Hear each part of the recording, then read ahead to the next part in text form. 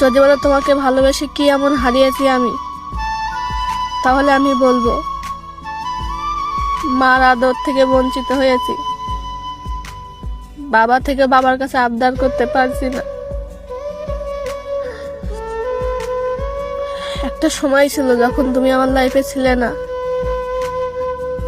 তখন আমি সকাল 10টা পর্যন্ত ঘুমাইতাম। আমার আম্মু সেকেন্ডে সেকেন্ডে ওই ঘরের দরজায় টোকা মারবে আর বলবে, কিরে ওঠ মা, ভাত খেয়ে আবার ঘুমাস। কিন্তু আমার মা কিন্তু জানে আমি 10টার আগে উঠবো না, এরপরেও আমার খোঁজ নাই। তুমি যখন ছিলে না, তখন আমার আব্বু বাজার যাওয়ার আগে দৌড়ে আমার কাছে আসবে, আব্বা কি লাগবে তোমার? আর এখন সারাদিন ঘরের মধ্যে পড়ে থাকলে আমার মা গিয়ে দেখে না, বলে না যদি ভাত খা। পাশে বসে আর সান্ত্বনাও দেয় না।